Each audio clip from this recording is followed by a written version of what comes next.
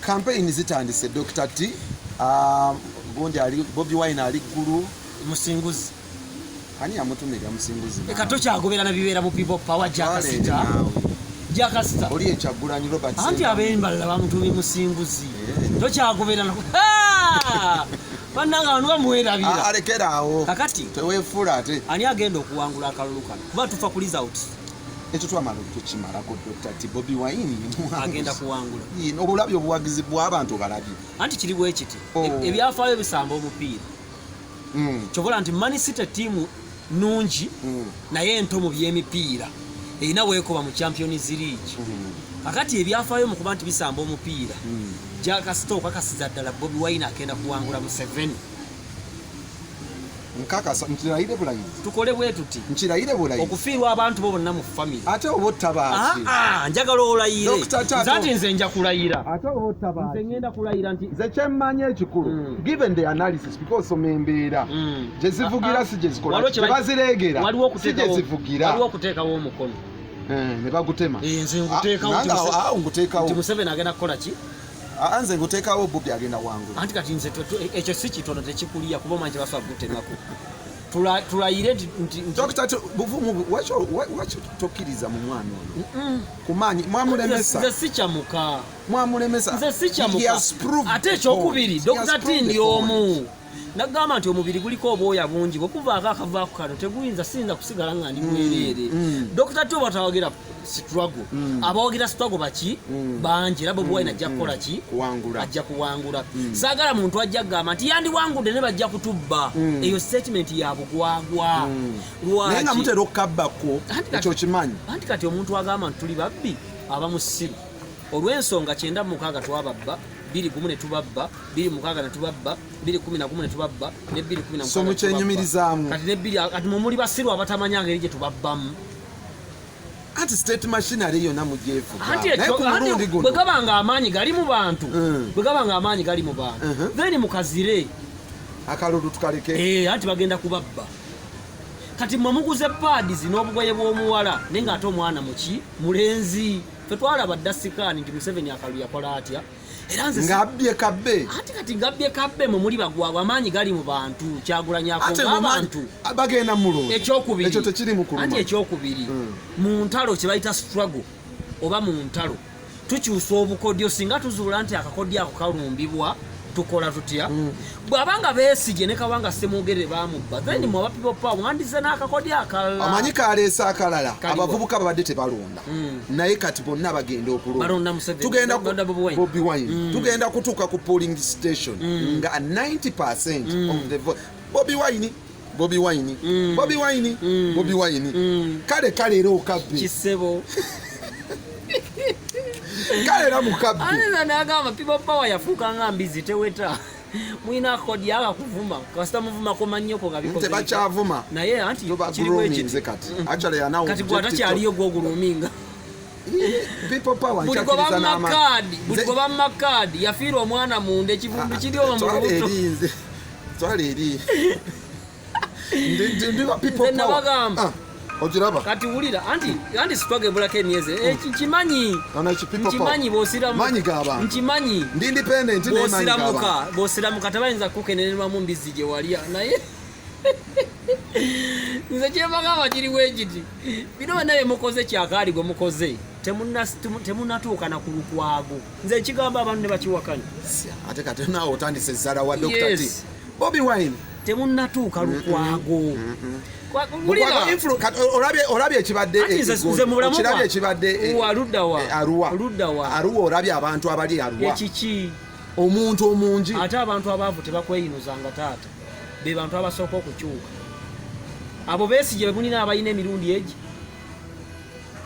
muleke kucamuka kano kalulu ke tulimu si byakucamuka no si music ndukola concert tuyisamu drive amazima gali bwe gati ku lunaku lwe banominating aba candidates if it was Besigye Kampala inaandi kutta omulimu niyo abantu baali ku byabwe mumulinga malaya omusajja gwe mwakwata gwe mwajja ewaka mumulinga malaya malaya bwakuba enduulu abayagala ssente zo ziggweyo ga nti walayi mbadde nkoze ntya mbadde muse naye oyo gwolaba yakawa abasajja 100 kuolwo olwoze kati mujjidde buseera nga what is your biggest fear wachi mumugano okubeera ku radio why is him being on radio a problem to you why is him yogera amazima wachi ye okukola lale ng'otunudde wali njagala ombulira amazima Ssenyo Nyimbo mulema Ssenyo Nyimbo mulema ne Zaake mulema bammenya nyamagulu nnamboze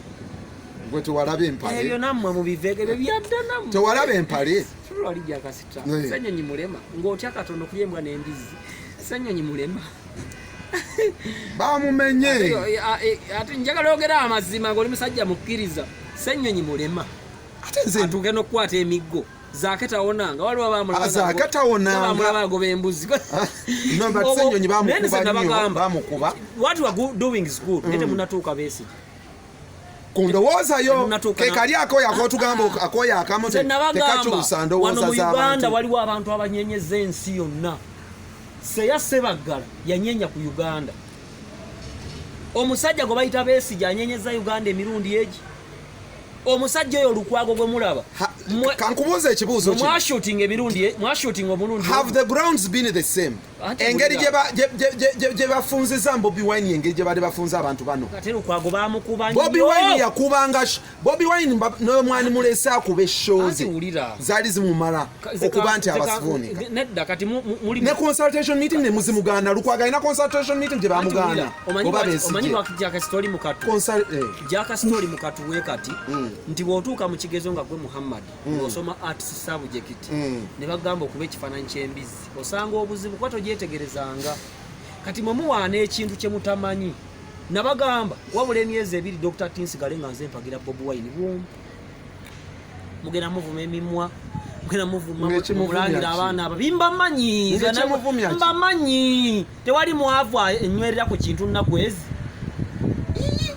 Bobi Wine okimanyi nti abamwagala tebamwagadde lwa politics bavudde eri nga bamwagala baani Bobi Wine obuganzi bwabadde nabwo buvudde wala si politics abantu abazibu okudiringa nabo mu nsi b'opulest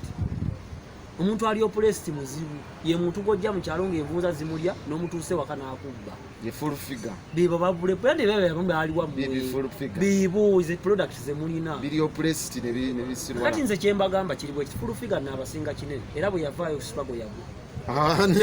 antuwulira situlwago ku mulembe situlwago entuufu erimu baki situlwago entuufu kasita mwagireta mu lubongo yayina emmotoka ne bifa situlwago entuufu eyasooka yalimu Edi Mutwe ate yavuddemu yalimu Ashibaga Kato yalimu ono ambassador of Firebase yalimu full figure yalimu abayaaye ne muleeta lubongoya ne muleeta ne Ssenyo abayina emirimu full figure ne mumumma omulimu kubanga kasozimbira obuwagizi bw'okubaavu bo bajja kulowooza ntogenda bbaa n'obwa minisita naffe twagenda okulaba nga bennyini ba ghetto youth bali opulest mubasudde mulonze lubongoya nga mulonze ne Ssenyo yalina omulimu ng'akola ng'afuna miliyoni zeezi kati Bobi Wine n'asanga akazibu nga waliwo byabasuubiza mu kusooka naye amazima atuuka lwe kye bayita reality omwana okoma okunaaba naye nga wa myezi egi tosobola kunaaba na mwana wa myaka 4 nga gwe maama waba atandise okwetegereza kati yatugamba nenze sikyamuka nabagamba nze muwagizi wa people power naye neggwanga lyo lyetaaga change Dr. T, you're contented mu ggwanga genda wetegereza emmotoka z'amakampuni zonna bavubuka bazivuga oli contented nedda siri contented family yo muli contented tewali ntalo tewali ntalo ewamu no jeziri entalo contentment gyenjogerako yeno Dr. T ulira Dr. T obulamu totyamu ekibuzo kyonna gye kubuza totyamu n'ogamba singa Museveni mukama mujjulule n'eggwanga lyandifaananye litambula ditya kati ekibuzo kankubuuze if president died today nsi ya Afrika kijje weegomba okubeera ng'ogyeko Uganda Nigeria okoze ensobi ekyasinze wansi w'enjuba because Nigeria togimanyi era nze newunya bannayuganda abagamba mu end police brutality in Nigeria Nigeria go bamanyi omanye mpaayo ebintu bibiri ebitawanya Nigeria erimu amawanga n'amadiini abasiraamu n'abakristianis bali mu kukayana kyokka nga mwetabiseemu amawanga nti bano Bayoruba simanya bano basimanya baki kati Nigeria erimu emitendere 3 Nigeria erimu ebitundu bingi ebirina oil abantu babo babavuwaza nnyo waliwo ebitundu bya Nigeria ebirimu aba Boko Haram nga bakana n'aba Christians waliwo ne Nigeria gyolaba mu firimu ya bitundu ebyo era omukulembeze akyasinze okuba okuzibuwalira okulembera yeggwanga lya Nigeria Babalusejo no basanje babikola amazima gali bwegati Nigeria ezeyita mu buvuyo bwotalabanga nako ono omusajja aliko Muhammad Buhari Sani Abacha amujjako 1998 yakomawo bukomi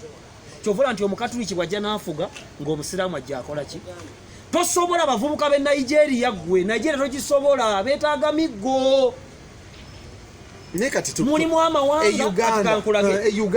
can be better state. How was kankubuze Kagame abikoze atya nkutwale Rwanda male na kupirigwe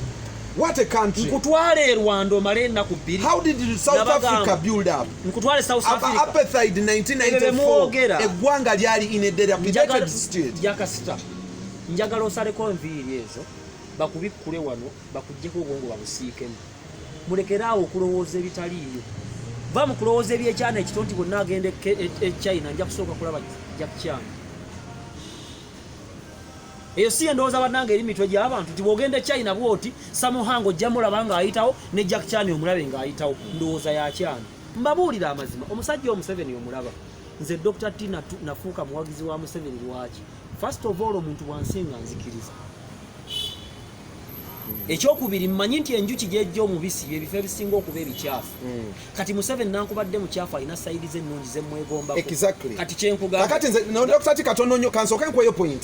we don't hate President Museveni and Bobi Wine has said that ekitegedde we don't hate him but you say nga muyise fala no mirundi emeka Bobi Wine gyagambye no he has provoked that boy he is not a bad president but mama why President Museveni kantugambe na kamera President Museveni abantu nga ba Dr. T abantu nga ba Balamu they are killing your legacy how are they killing baba na bajja ne bakusuusuuta kati ekintu kyatuwa kwegomba konti walete dembe mu Rwanda nakyo bali kidiluting President obadde wongo yogera kuba parasite President Museveni bwali kalingalo all these parasites are going to go these corrupt people are going to give Uganda a chance of kunyumirwa njagala omugambe ebintu bitano ebimulemye ekisooka balancing income equality Kenya bali balance income equality atenga kisobola Kenya bali balance no kati kanjogera ku Uganda atenga government ya kisobola kan government ya kisobola Museveni ya kisobola this is what is happening ewama munamuli bagaga tetuli bagaga but it could do something esibu etyo kati kankwe ekyokubiri President Museveni ekimulemye nti there is what bayita exclusion nti eri abantu ababadde deliberately excluded from the affairs of this country mu ggwanga kije kiri eyo okitegedde kankumenye bogena mu America omwavu ali well represented ate Uganda esobola abasajja bawulira abalwana ne president bo beefuze eggwanga ate nga omugago omunabeera n'obugaga bw'abantu 105 this is unfair ku CBS kuliko kanyankole ku CBS obwakabaka kuliko gundi mbulyako munyankole aliko Roni Musinguzi kwali akola ngani Roni Musinguzi anoonya amawulire anoonya amawulire ngamba mu administration antuga bifo bikulu kuba nembaganda mu government abaganda mwe bali ngamba mbife ebibedde ku BBS kwaliko katushabe nga yagikulembera oba CBS tuli mu Charles yali mu Charles sendagire nsibirwa Dorin alikola kikuka CPD kati ku CBS ekisooka nze abavubuka bannange mbabuulira nze maama wange yaŋŋamba bwati ku nsi tekuli mu byate kuli mulungi nange Museveni ndaba waliwo ebikoze bitya ebiganye netakyasobola tufuga myaka 2 mu maaso ajja kugenda ebyo bemukyamuukirira ne bemuwoza okugendakankulage omunyarwanda bwajja ntaagala kufuluma Uganda Abaethiopia tebaagala kufuluma mwe mwogera bino ebigambo naye ne bakutwala ekkonga ennaku ezi ola Magufuli ogwo bagamba bawana genda ogere ku Magufuli oba weepanga olimba Magufuli alina obuganzi genda ogere ku Magufuli sokoleke genda ogere ku Magufuli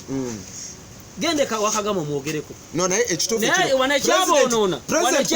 wano n'omusolo njagala gukomewo n'omusolo gwetaaga okuwa omusolo veemu ekyo ekyejo ekyokulowooza mu gavumenti